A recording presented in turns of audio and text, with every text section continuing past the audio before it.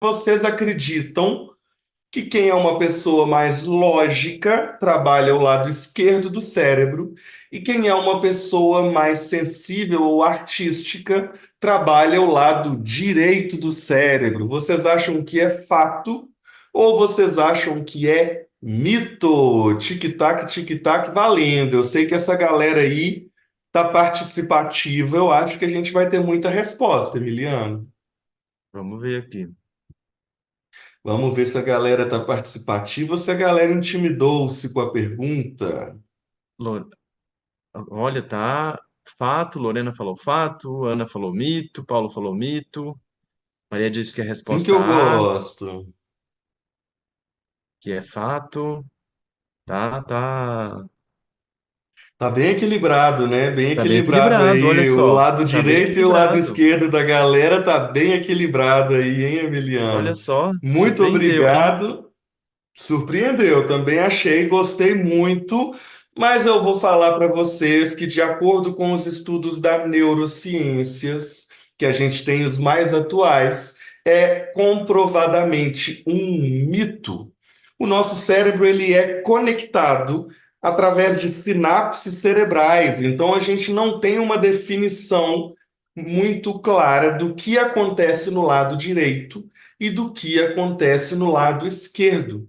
Como a gente tem um cérebro ativo e um cérebro que funciona por descargas, a gente precisa ter uma conexão em tempo real e integralmente entre os hemisférios do nosso cérebro. Então, é um mito que a gente define se uma pessoa é mais criativa ou não pelo lado do cérebro que ela utiliza mais, porque a gente acaba utilizando o cérebro por completo. Então, é muito importante para que eu trouxe essa informação para vocês, porque durante a formação da inteligência criativa, da inteligência visual, da inteligência artística, a gente passa ali por um processo escolar, né, de uma formação muito rígida, falando que se você tem jeito para matemática, você tem jeito para matemática. Se você não tem, e pode desistir que você nunca vai conseguir. Mentira! A gente consegue sim trabalhar o cérebro como se fosse uma musculação. Do mesmo jeito que a gente corre, que a gente se exercita, vai para a academia para desenvolver a nossa musculatura, a nossa flexibilidade, é possível sim desenvolver o nosso cérebro, o lado mais criativo, o lado mais sensível ou vice-versa, o lado mais racional, mais matemático, não levando aí lado, tá, para a direita ou para a esquerda, mas um parâmetro geral, a partir do processo de reaprendizagem. A reaprendizagem vem de uma frase de Alvin Toffler, um pesquisador, que falou: o analfabeto do século XXI não é aquele que não consegue escrever, mas aquele que não consegue aprender, desaprender e reaprender. Bonito, né? É uma frase bonita, uma frase que chama atenção, mas o que significa isso? A criatividade e a empatia, como eu falei lá no comecinho para vocês, foram desenvolvidas no decorrer dos milênios de evolução humana e são habilidades inatas. Então, por meio da criatividade e da empatia, a gente tem como aprender, desaprender e reaprender qualquer coisa.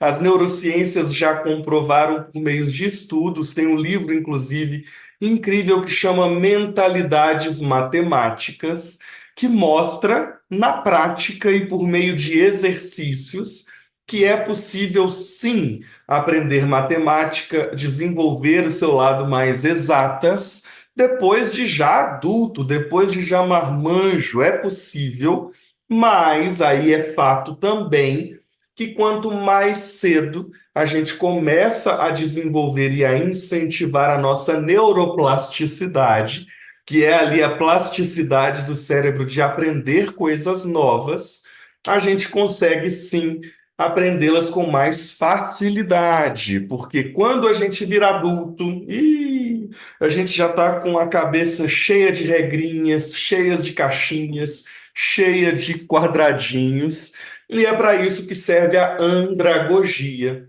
A andragogia, tal qual a pedagogia para o ensino das crianças, a andragogia trabalha com o ensino desde a adolescência até a última fase adulta, que é quando a pessoa já está bem idosa.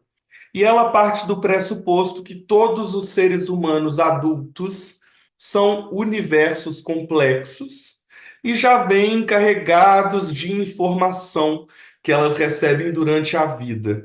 Então, a grande chave para que você consiga de fato aprender, desaprender e reaprender é despertando o seu interesse. Se você gosta ou quer aprender alguma coisa, ou mesmo se você não gosta, nossa, que saco, vou ter que aprender essa ferramenta nova para o meu trabalho. Utilize, pesquise os princípios da andragogia. Se você encontrar em você alguma habilidade, algum gosto, alguma característica que se conecta, nem que seja bem de longe, com aquela ferramenta, por exemplo, preciso aprender a usar planilha de Excel. Hum, não sei quanto a vocês, mas eu particularmente tenho uma dificuldade tremenda. Mas como que eu faço hoje em dia? Eu conecto a minha planilha com o que eu vou ganhar com isso. Por exemplo, preciso cuidar da minha saúde financeira, da minha gestão financeira, e eu sei que se eu não cuidar disso, ó, tô ferrado, não vou conseguir sair, não vou conseguir viajar, não vou conseguir fazer as coisas que eu gosto. Então, se existe uma planilha simples que eu posso utilizar para cuidar da minha gestão financeira, tanã, minha motivação se uniu à ferramenta que eu preciso e a minha neuroplasticidade entra em ação para que eu desaprenda o meu desgosto pela planilha e reaprenda que ela pode ser uma coisa muito mais legal do que eu imaginava. Partindo para o segundo ponto de hoje, é inviável, é praticamente impossível a gente conseguir trazer a nossa criatividade para a prática se a gente está fazendo as mesmas coisas o tempo inteiro. O mesmo caminho, os mesmos filmes, as mesmas músicas ou gêneros musicais, conversando com as mesmas pessoas. Não tem jeito, galera. Se a gente está fazendo a mesma coisa, a lei da inércia faz com que o nosso cérebro permaneça aprendendo do mesmo jeito. Então, quando você se deparar ali com o vício da produtividade, que é um mal do século XXI, em que você preenche cada segundinho ali da sua agenda com alguma coisa necessariamente produtiva, tem alguma coisa errada. Olhou o Google Agenda, viu que está lotado de tarefa, não tem nenhum intervalinho ali, 15 minutos, meia hora para você dar uma respirada, uma contemplada, pode ter certeza que o vício da produtividade já te pegou. Sugiro aí um outro livro, apesar de ter falado que eu sou mais audiovisual, estou trazendo aí livros para vocês, um livro de Domênico Timasi, O Ócio Criativo. Ele te ensina práticas, te ensina técnicas de como você pode utilizar o seu momento de ócio, seja um momento de descanso, de diversão, um momento em que você está ali batendo um papo com alguém que não tem nada a ver com trabalho ou estudo. Todos esses momentos te ensinam, provocam faíscas que despertam ali a sinapse cerebral para que você aprenda coisas novas. Uma forma aí prática que eu faço, tem muitos anos, e que eu sugiro vocês fazerem é: vai lá no YouTube, vai lá no Spotify e digita uma coisa aleatória, bem aleatória. A partir do resultado, escolhe uma música, um vídeo, um filme, uma série que não tem nada a ver com o que você costuma assistir ou ouvir ou ver. A partir desse momento, você pode ali achar meio chato, que saco, nossa, que coisa insuportável, mas vai aos poucos, galera. Você não precisa se apaixonar por aquele gênero, mas eu tenho certeza que ele vai provocar faíscas, criar sinapses cerebrais em lugares que você não está acostumade a frequentar. Então, vai lá, o ócio criativo pode te ajudar a partir do momento que você frequenta ou consome conteúdos diferentes. Por fim, o último tópico que eu quero tratar com vocês hoje são as alegrias da vida adulta. Porque ali desde o período escolar a gente está acostumado, né?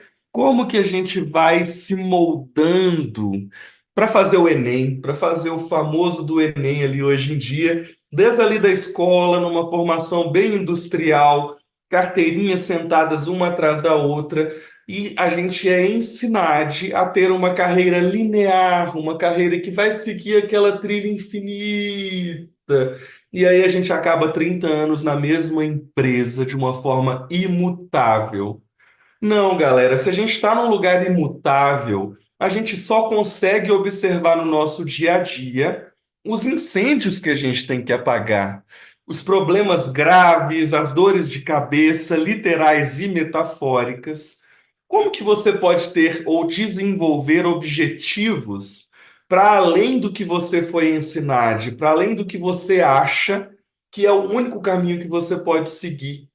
A arte de se conhecer e, consequentemente, reconhecer em você o que você gosta, o que você não gosta, o que funciona ou o que não funciona, vai te ajudar a pensar objetivos fora da sua caixinha e, a partir desses objetivos, que são enormes, que são distantes, aí sim, igual uma escadinha, igual um jogo de tabuleiro, um passinho de cada vez, você vai desenvolver pequenas metas para te levar para esse objetivo.